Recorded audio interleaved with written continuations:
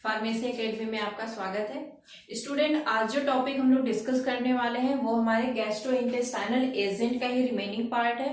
इससे पहले हम लोगों ने एंटासिड और एसिडिफाइंग एजेंट्स को देख लिया था। उसका लिंक मैं डिस्क्रिप्शन बॉक्स में दे दूंगी, आप वहां से देख सकते हो। ठीक है, तो आज हम लोग बात करने जा रहे हैं प्रोटेक्टिव्स एंड एडजॉर्बेंट्स कि ये प्रोटेक्टिव और एडजॉर्बेंट्स होते क्या हैं। ये भी हमारे गैस्ट्रोइंटेस्टाइनल एजेंट की कैटेगरी के ड्रग हैं। तो protective and adsorbents are the drugs used for the treatment of mild diarrhoea. यानी ये ड्रग उस क्लास की ड्रग है या उस कैटेगरी की ड्रग है जो हमारी डायरिया के ट्रीटमेंट में यूज होती है। ठीक, अब हम बात कर लेते हैं डायरिया क्या होती है। डायरिया नाम आप लोगों ने कॉमन सभी ने सुना होगा कि होता है कि आपको समझ में भी आ रहा होगा डायरिया में प्रॉब्लम क्या फेस करना पड़ता है। तो diarrhoea is a loose and watery stool through bowel movement. यानी बाउल मूवमेंट के थ्रू आपका जो स्टूल होता है वो ज्यादा वाटर कंटेंट के साथ बाहर निकलता है, लूज होता है, वाटर कंटेंट उसमें ज्यादा होता है और आपको फ्रीक्वेंटली बार बार जाना पड़ता है वॉशरूम के लिए। तो ऐसी कंडीशन आ जाती है तो आप बोलते हो कि डायरिया की प्रॉब्लम आ गई है। तो डायरिया में जनरली आपको वीकनेस भी बहुत फील होता है, मसल आपके स्टमक जो होते हैं उसमें क्रैम्पिंग भी बहुत ज्यादा होती है, मरोड़ मचती है, ऐठन मचती है, ये भी प्रॉब्लम आपको फेस करनी पड़ती है।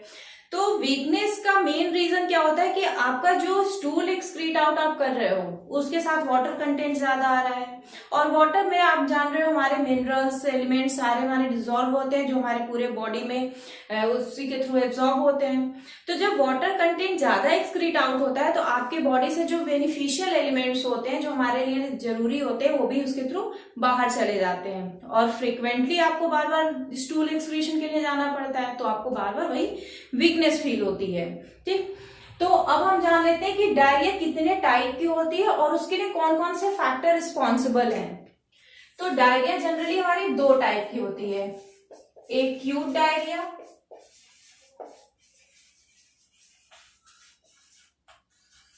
एंड दूसरी क्रोनिक डायरिया। क्रोनिक डायरिया जो एक्यूट डायरिया होती है वो आप जनरली 2 से 3 दिन में आपको समझ में आ जाता है कि डायरियल कंडीशन है और इसका ट्रीटमेंट भी इजी होता है। आप मेडिसिन लेते हो, डॉक्टर से प्रिस्क्रिप्शन के बाद मेडिसिन लेने के बाद इसको ट्रीट कर सकते हो। लेकिन जो हमारी क्रोनिक डायरिया होती है ये सीवियर कंडीशन मानी जाती है क्योंकि इसको ट्रीट करना एक तो जल्दी आपको समझ में नहीं आता है कि रीजन क्या है, इसके पीछे किसकी वजह से कॉज हो रहा है और इसको ट्रीट होने में बहुत टाइम लगता है। तो आइए हम पहले फैक्टर्स को जान लेते हैं कि कौन कौन से फैक्टर रिस्पॉन्सिबल हैं। एक्यूट डायरिया की कंडीशन के लिए आपका बैक्टीरियल इन्फेक्शन,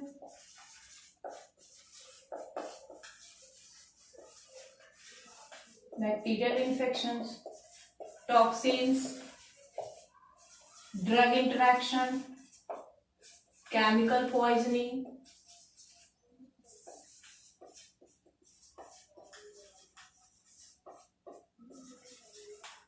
एलर्जिक कंडीशंस।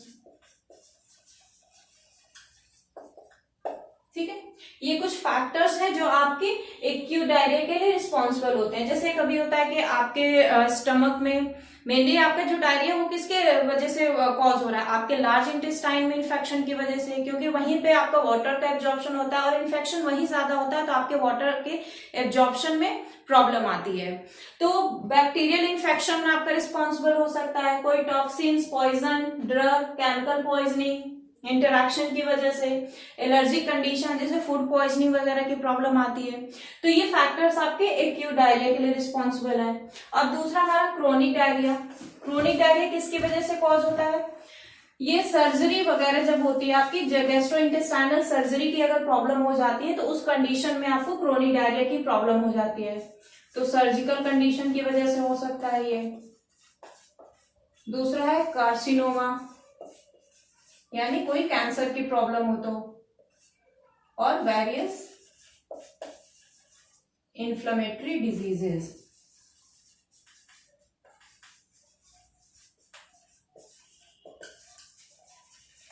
ठीक है, तो ये आपके फैक्टर्स हो गए जो एक्यूट और क्रोनिक डायरिया के लिए रिस्पॉन्सिबल थे। अब हम बात कर ले रहे हैं कि हमारे जो ये एंटी डायरियल एजेंट है, एंटी डायरियल एजेंट यानी जो डायरिया को ट्रीट करेंगे, यानी हम प्रोटेक्टिव और एब्जॉर्बेंस की बात कर रहे हैं। तो जो हमारे ये एंटी डायरियल एजेंट्स होते हैं वो फंक्शन कैसे परफॉर्म करते हैं, वो कैसे काम करते हैं, तो हम उनको देख लेते हैं। Functions of anti diarrhoeal agent.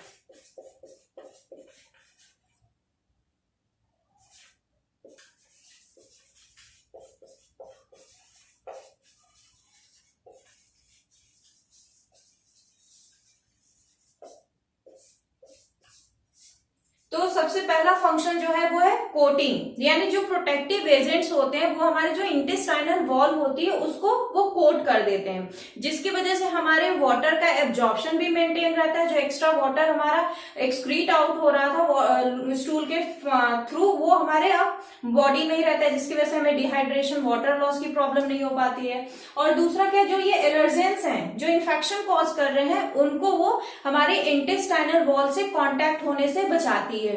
तो क्या काम करती है, पहले कोटिंग कर देती है। ठीक, दूसरी इसके फंक्शन क्या है कि ये एक्ट एज अ एड्सॉर्बेंट्स, यानी जो ये हमारे इन्फेक्शन आ रहे हैं, जो बैक्टीरियल इन्फेक्शन, एलर्जेंस हो रहे हैं या कोई केमिकल पॉइजनिंग हो जा रही है, तो एड्सॉर्बेंट्स करते क्या है, उनके साथ जाकर के बाइंड होते हैं, उनको एब्जॉर्ब कर लेते हैं और स्टूल के फॉर्म में, फीकल मैटर के फॉर्म में उनको बॉडी से एक्सक्रीट आउट करने का काम करते हैं। तो एक्ट एज अ एड्सॉर्बेंट। ठीक, antidiarrhoeal agent also act as a antispasmodic agent, यानी जब डायरिया में आपको मरोड़ की प्रॉब्लम आती है, ऐठन की प्रॉब्लम आती है, तो उसको भी ट्रीट करने के लिए यूज किए जाते हैं। Act as a antimicrobial agent, ये एंटी माइक्रोबियल एजेंट की तरह भी काम करते हैं, यानी माइक्रोब्स को किल करने का काम करेंगे। Increase the absorption of water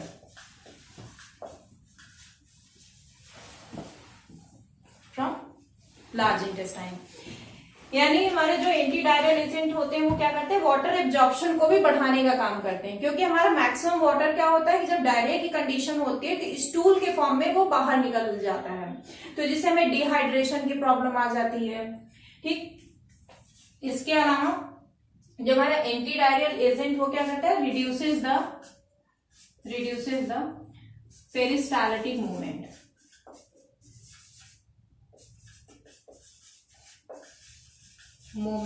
या बाउल मूवमेंट।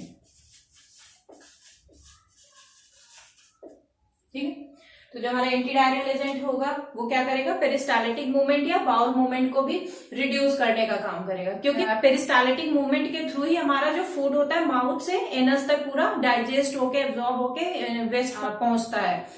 तो ये बाउल मूवमेंट को रिड्यूस करने का काम करता है। क्योंकि डायरिया में क्या होता है, आपका फ्रीक्वेंट लॉस होता है। ठीक, स्टूल का आपके फ्रीक्वेंट लॉस होता है। तो ये हो गया आपका पूरा प्रोटेक्टिव एयर एब्जॉर्बेंट्स। आइए हम लोग सबसे पहले जान लेते हैं बिस्मथ सब कार्बोनेट के बारे में। बिस्मथ सब कार्बोनेट, तो सबसे पहले मॉलिक्यूलर फॉर्मूला, तो BiO2 CO3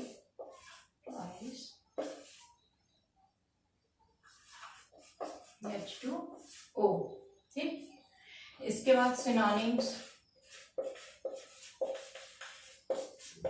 जो बिस्मथ सब कार्बोनेट है इसका जो दूसरा सिनोनिम्स नेम है वो है आपका बेसिक बिस्मथ कार्बोनेट। ठीक, अब हम बात कर लेते हैं इसकी फिजिकल प्रॉपर्टी की। फिजिकल प्रॉपर्टीज, तो बेसिक सब carbonate is a white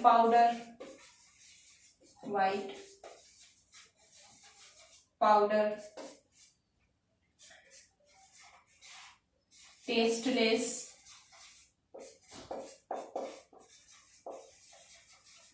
insoluble in water and ethanol soluble in acids। ठीक है, यानी जो हमारा बिस्मथ सब कार्बोनेट होता है वो क्या है, व्हाइट पाउडर होता है, क्रिस्टलाइन पाउडर। टेस्ट की बात करें तो ये टेस्टलेस होता है और insoluble in water and ethanol, यानी वाटर इथेनॉल में सॉल्युबलाइज नहीं होता है, एंड सॉल्युबलाइज इन एसिड्स।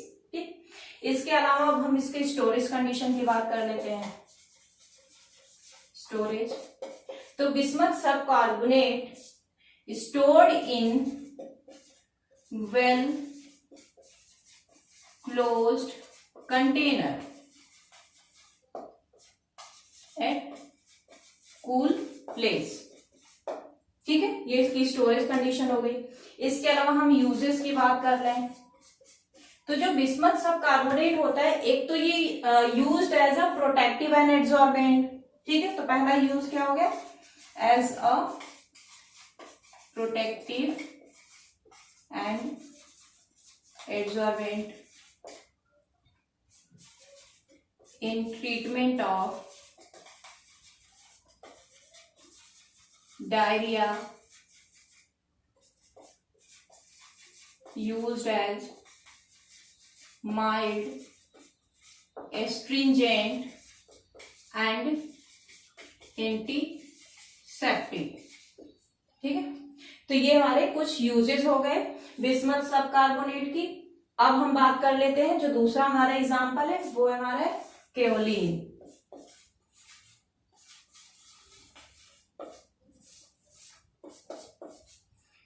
तो सबसे पहले हम बात करते हैं molecular formula.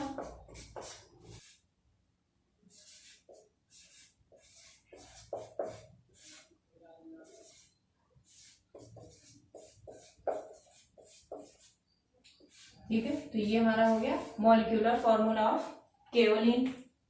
Synonyms,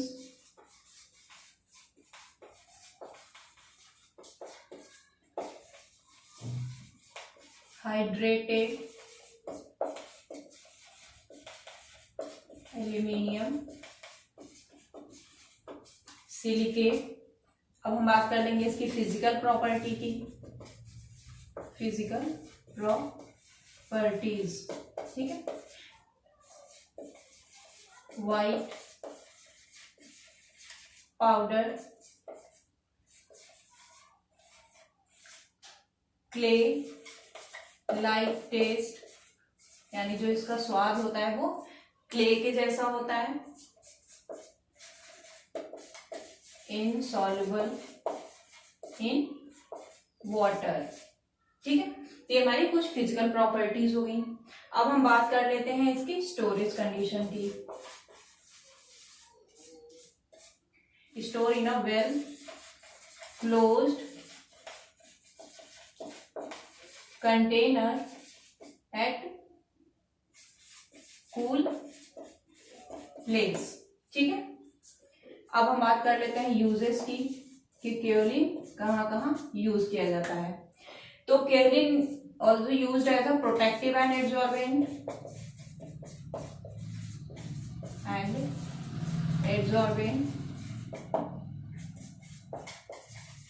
used in talc,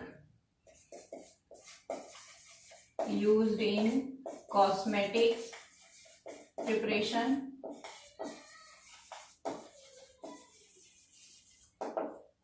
and also talc is used as an anti-diarrheal agent and also used as a gastrointestinal agent.